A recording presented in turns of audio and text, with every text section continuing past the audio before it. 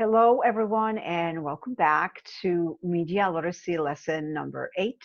And today's lesson is going to be about media creation. Now that you have a basic understanding of media literacy and the skills of accessing, critically analyzing, and evaluating media, it's time to learn how to create media.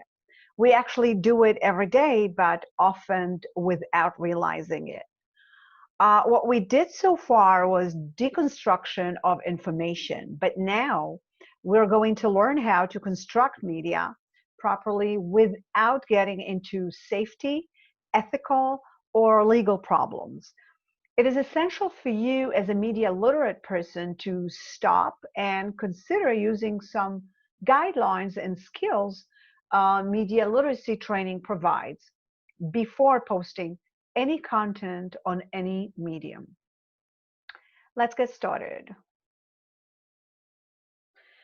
In today's digital age, consumers of media are also producers of media. As media access is expanding, citizens become advocates of domestic and global issues. They engage in different mediums, not only as receivers, but also as interpreters and decoders like never before.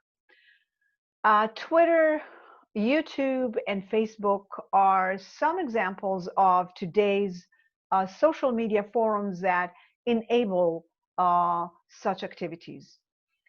People are getting informed and educated on many issues. Local community engagement and civic participation are evolving, and there has been a huge open platforms uh, for storytelling.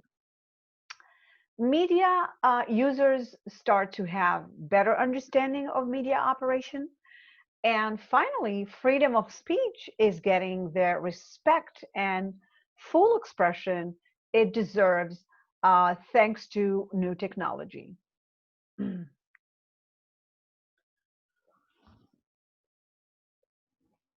Before we talk about some important ethics of media construction, sharing, whether it is a blog, a letter to an editor, commentary to some news, video shooting, or image taking, media creators should first be aware of the role they are playing.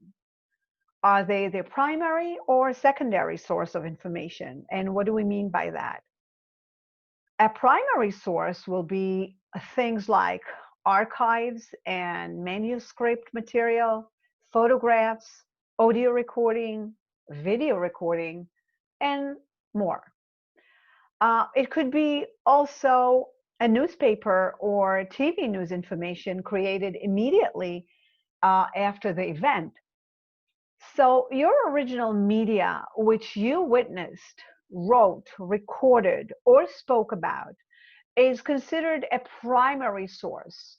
Now, secondary source are media creations that are based on primary sources. They describe, they interpret, they criticize, review, and comment on the primary material. So when you engage in all of the above, and may also assess or share someone else's original work, you're creating a secondary source, in which case you should follow the law, should I say the laws of copyright, plagiarism, and fair use. And let's look at them closely. Copyright. According to the U.S. Copyright Office, copyright is a form of protection grounded in the U.S. Constitution and granted by law for original works of authorship fixed in a tangible medium of expression.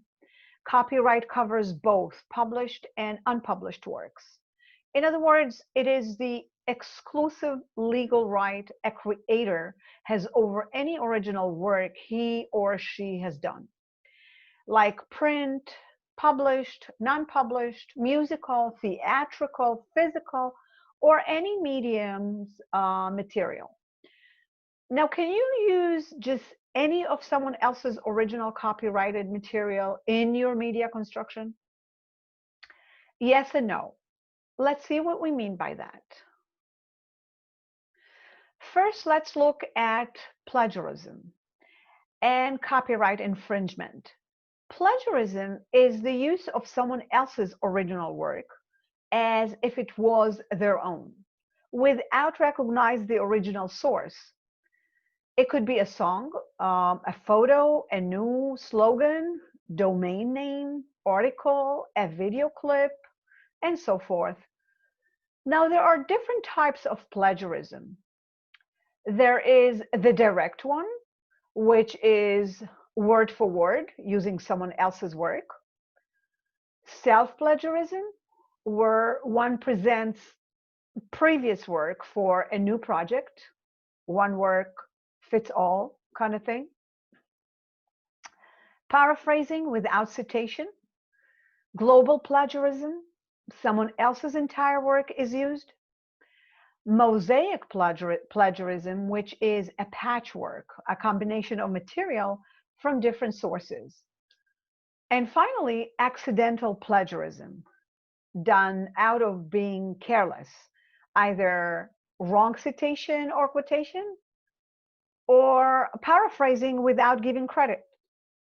In general, plagiarism is not considered a criminal or civil offense, but can have severe consequences depending on the degree of plagiarism.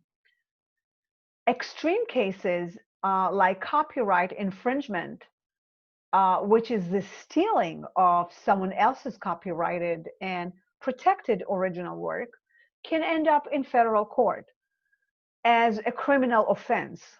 So, can you use someone else's original work at all? And if yes, when can you do that? The fair use law. According to the Copyright Law Office, activities in media creation such as criticism, comments, news reporting, teaching, scholarship, and research can qualify for fair use as an exception to the copyright law. The fair use law allows educators, students, newsmakers, journalists, and alike to make use of copyrighted material without permission from the copyright holder. Of course, under certain circumstances, one should consider in order to avoid breaking the law. These are the guidelines. The nature of the copyrighted work, whether it is a common knowledge or very unique work of the creator, and if it is transformative, where some new value was added to the original work. The second one is the amount or the portion taken from the original work. Obviously, large portion of the work will be illegal. The purpose and character of the use, whether for nonprofit purposes like education, news reporting, research, or maybe for profit, in which case it'll be illegal. And last, the possible future market negative effect due to plagiarism. It is also important to note that not all countries follow the same rules when it comes to copyright. Some have the same law, but name it differently, and some don't even consider the use of someone else's work as anything wrong.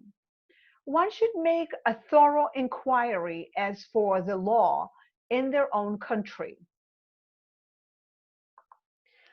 Now, the next thing in media creation is something we saw in the previous lesson when we presented the deconstruction model of media education. When creating professional media, such as new interpretations, comments, reporting, evaluating, and so forth, one should use accuracy, objectivity, balance, fairness, and all sides of the story. And of course, keep public interest as your priority.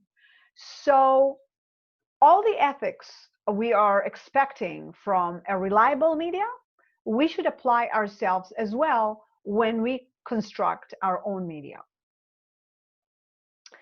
In creating, sharing, reporting, and disseminating personal, general, or even news information as other types of media, you might want to avoid prejudice, fake news, stereotypes, and obscenity.